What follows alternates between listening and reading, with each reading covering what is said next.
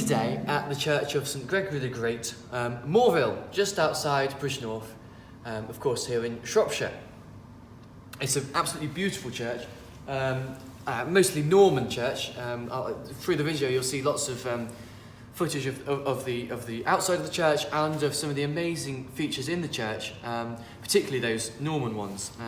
Looking back now, you see the Norman chancel arch, and then there's Norman aisles right back to the back of the building, and lots of beautiful carvings and other features, and it's in a beautiful setting, in a beautiful field, with the Moorbrook just over there, which is sort of a stream. It's a rather busy stream, but a stream, and the Morville Hall over there, and gardens. It's a beautiful location. It's a very good pub just over the road. Wonderful place and a wonderful church. And inside, we find a wonderful organ, of course, which I'm seated at. It's a little gem of an instrument, built by the Victorian organ builder Holdich. Okay, so just to give you a bit of perspective, I've got some notes here that I wrote when I gave a recital here last year. So I'll just talk through, read through some of this to give you a little bit of historical context. So, the organ you're about to hear today is an interesting and historically significant instrument. It was built between 1854 and 1864 by the important Victorian organ builder George Holdich. Okay, Holdich was born in 1816 to the rector of Madewell in Northamptonshire, who wished George to pursue a career in medicine, but before he had completed his medical studies, he apprenticed himself to the famous organ building firm of Bishop, of course from London. And then he set up on his own in 1837, initially in a large house divided into three parts in Soho, and then, Soho, London, until 1854, when he moved to a larger workshop at 4 Judge Place, King's Cross, London. And he remained here for 10 years until moving to Islington in 1864. This instrument has its original builder's plaque, which is here, and on the console, giving us Holdich's King's Cross address. So it says here, G.M.Holdich, organ builder, and it says 4 Judge Place, East New Road, London. Okay. And of course we know that the instrument can therefore be dated to when he was active at this address, which was sometime between 1854 and 1864. So Holdich was an important organ builder in his time. His organs are somewhat classical in design, with coherent choruses rather than a collection of different coloured stops, mostly of 8-foot pitch, as was more often the case during the Victorian era, and certainly by the time you get a little bit later in this instrument, but even at this time. An important feature of this organ is its diocton stop, which was invented by Holdich and is found on very few other organs. If you draw this stop, and in this case it's here, which you might be able to see on the camera, but it's there, it's just a normal stop. If you draw that stop, any other stops that are drawn will play at both their unison pitch as normal, but also an octave higher. So I'll demonstrate that. So here is the stop diapason on its own. Okay, and then you draw the diopton, and you get it played an octave higher, as well as at unison pitch. So you could be thinking it's just a normal octave coupler, which in a sense it is, but that was quite a new thing in its own right. But the pipework extends up above the top of the compass. So the top note here is an F, so if I keep playing up, you'll hear where it just keeps going.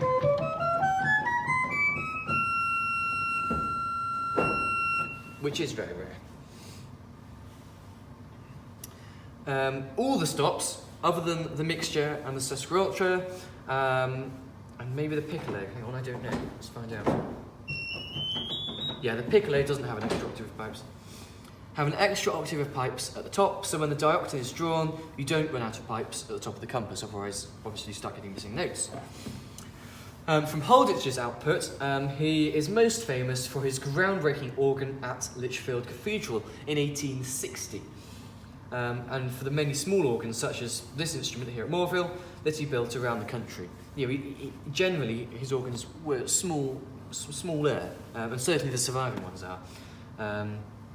One of the larger ones that survived that he built is in Shropshire, is at Stapleton Church, which I visited previously, and hopefully I'll get a video up about that. And this organ, Morville, is very fortunate to have one of only a few organs to have survived in its almost completely original condition. So that's very special. The instrument is relatively small, as you can see, one manual, a short compass pedal board, and 10 stops. The whole thing, other than the pedal board on, is enclosed in a swell box. So everything is in the swell box. Which is controlled by the hitch down swell pedal to the right of the pedal board. So you get this very short compass pedal board, and there's a swell pedal here. So you can see that's how you close it. That's how you open it. It's as simple as that. You have to hitch it down, otherwise it doesn't stay.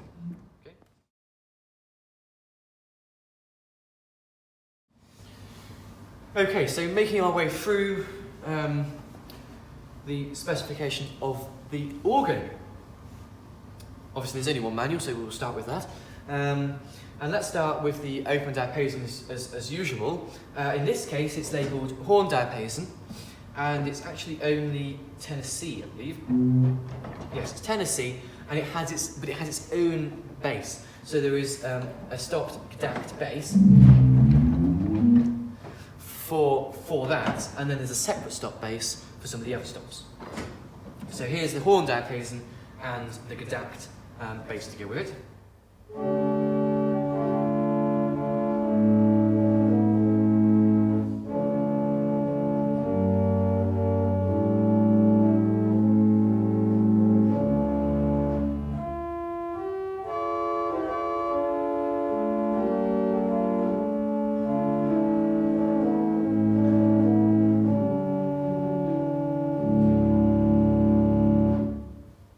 Quite a nice sound, quite a stringy sound. You can really hear. And not that big a sound. It's a very nice sound, but it's not a massive, sort of big, muddy sound as you would expect from quite a lot of Victorian organs of this era, or certainly a little later. So a lovely sound. Building up the chorus, we then have a principal. Here it is on its own.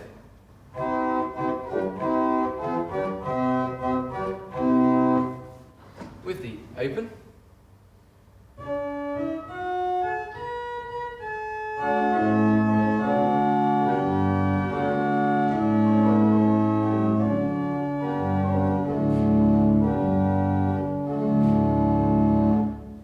Again, really nice, clear sound. So clear and quite bright.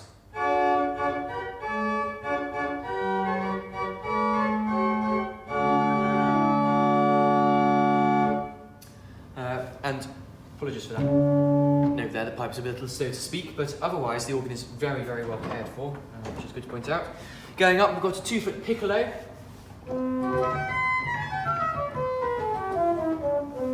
Which, as you can hear, is a diapason stop. If fairly narrow scaled. So with the open and the principal.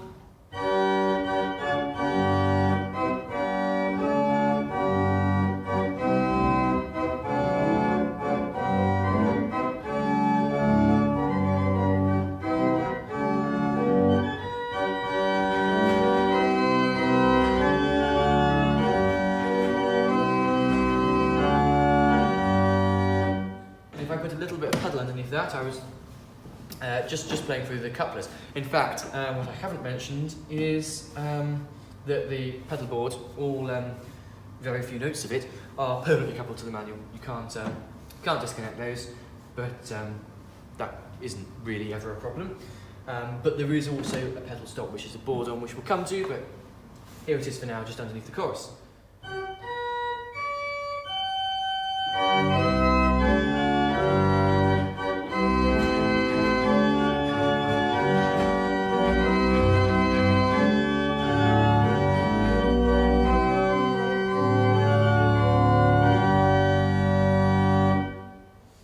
At this point I could add the diopton, so therefore you would have 8, 4, 2 and 1.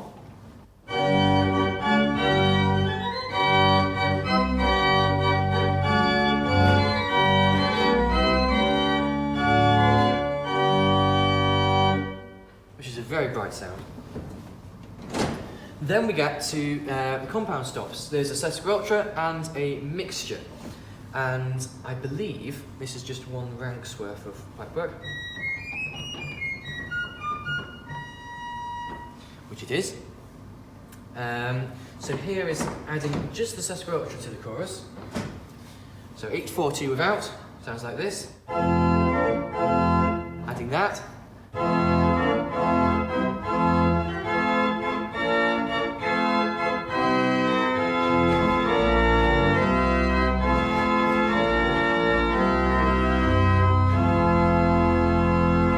So really listen how that transforms the chorus with that sort of reedy quality. So again, without and with.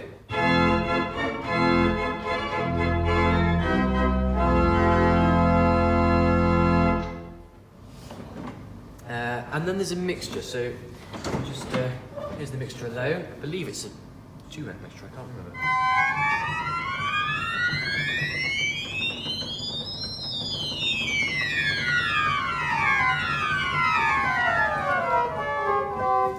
Okay, and again, here's that with the chorus. So 8, 4 and 2. The mixture.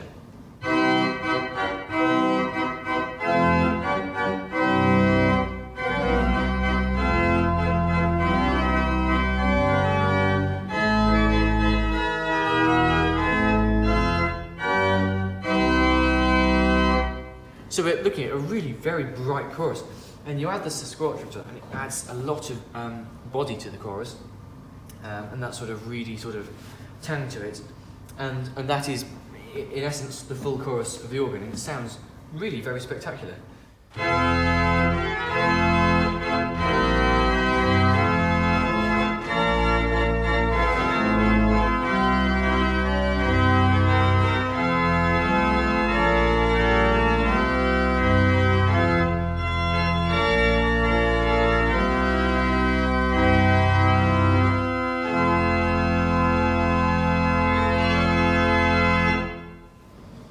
And of course, there's one more thing you can do to that. You can add the octave, the diopton, and it gets even brighter.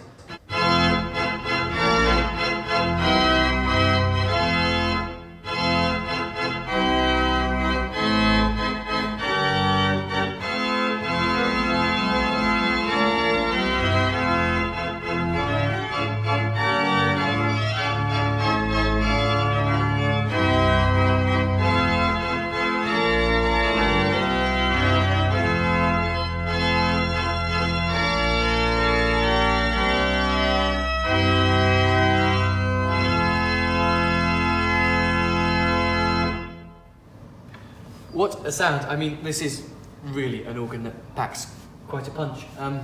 For the organist here, it does tend to blow your head off a bit, as much as anything, because of course the swell shutters are right behind the case pipes. They're right here. In fact, I'm touching them now. And they just basically force all the sound out of the organ straight into your face. Now, just out of interest, here's the organ, full organ, as we just heard, with the box shut, and then I'll open it, and you'll see how much of a difference that makes as well.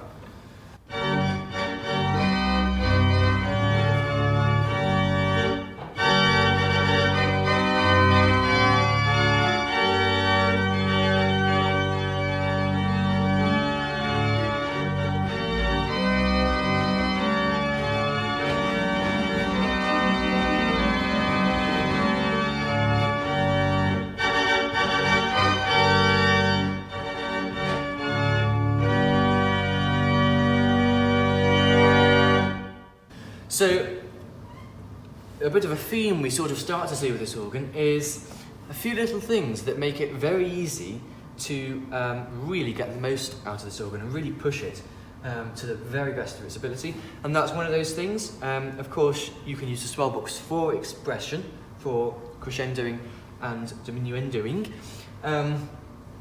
Crescendos and diminuendos.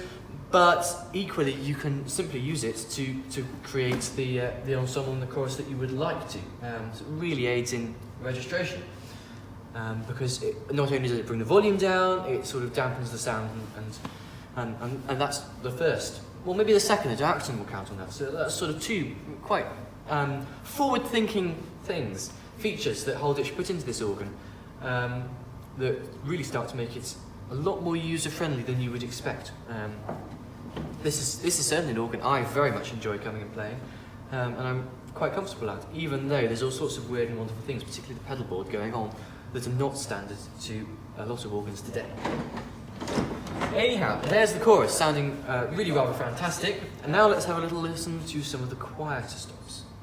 So, here's the 8-foot Dulciana, and the only other 8-foot stop is a stop diapason, so those are the two we're going to hear, and they are both Tennessee, and they share this stop diapason bass.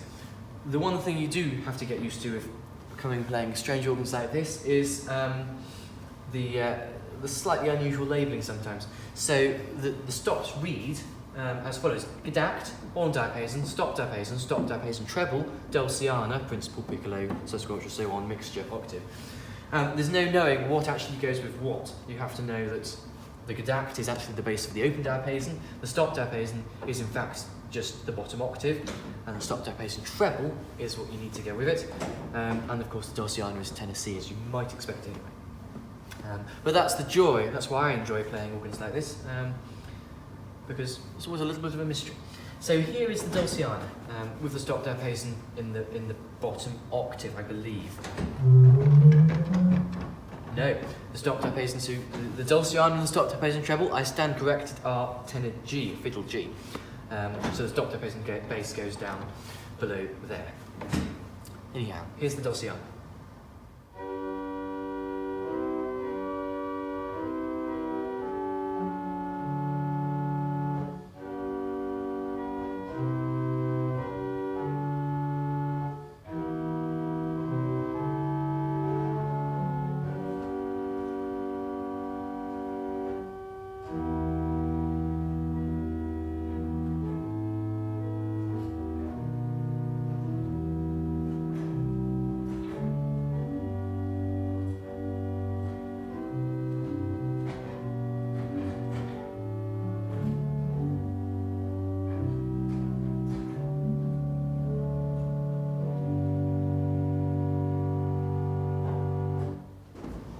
And then here's the stop diapason.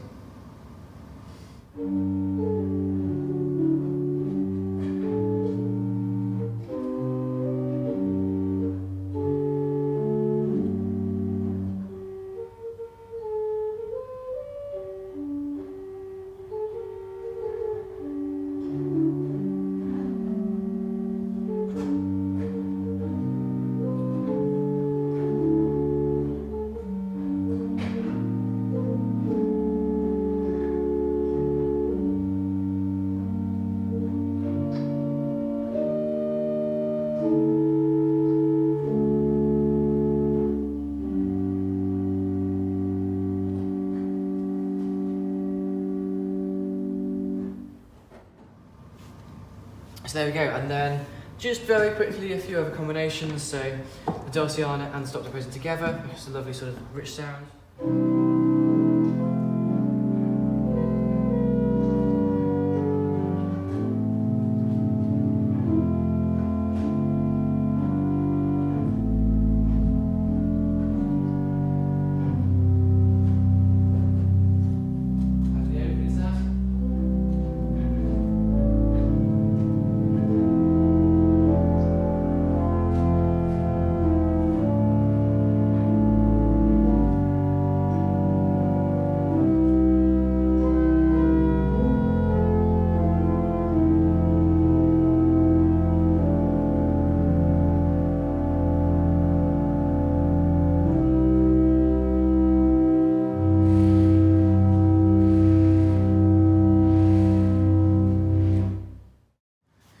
So I have a few pieces for you now to sort of bits of repertoire to show off the organ the best that I can.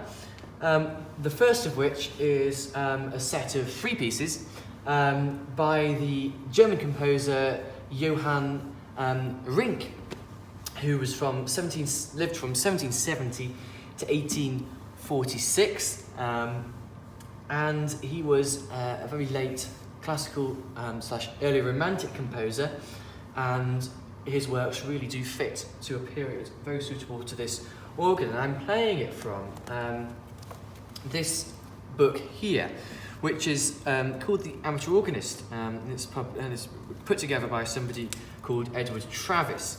And I probably should have researched when this was actually published, but I'm not entirely clear. But this is the sort of book that an organist in a church like this, with this sort of organ, would have very likely played from.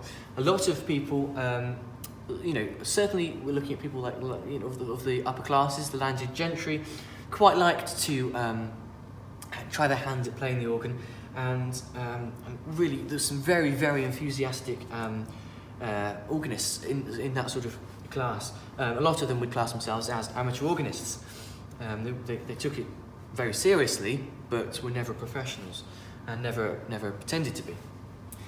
So these were very popular publications, and they go very well with an organ like this. So this is, you don't get things like this nowadays, do you? The beautiful sort of gold edging on the pages, and once nicely bound, mended with sellotape, but that wasn't me, don't worry. But yes, and there's all sorts of things in here. A lot of orchestral transcriptions. There's a lot of Mozart, a lot of Haydn, Handel in here, some Bach, but there's some original compositions by people like Rinck. So here is, there's a prelude, which I'm just going to play on the open diapason. And then there's another prelude, which is in the style of a chorale, okay? And I'm going to use the full organ for that, without the octave coupler. And I will be using the pedals. And then, oh, guess what? There's another prelude, which I'll be playing on the open diapason with the principal. So I do hope you enjoy. And the other pieces will be, there's a piece by Pachelbel, and a processional march, which is a piece I played in the recital here. And the processional march really shows off a slightly different side of the organ, in that it shows how much you can do with registration changes. Now, what I have failed to mention thus far, and I will draw your attention to now, is down here on the pedal board, there are 3 combination pedals. And this was something quite new at the time these were put on. Well, they are original to the instrument, so 1850s, 1860s, and they bring out pre-selected combinations of stops. So they're like your modern day pistons, but they're set within the organ, entirely mechanical, obviously, as is everything within this instrument. In this case, the first one brings out just the Dulciana and the stop bass. The second one brings out all the 8 foots and the principal, and the final one brings out everything. They don't affect the octave coupler and the pedal stop though. So I'll be really making use of those to show off as many colours as possible of this organ, just within that one piece at the end. And I think you'll probably be quite surprised that you can really make this organ sound like an instrument much larger than it is. So I hope you enjoy, and I hope you find this interesting.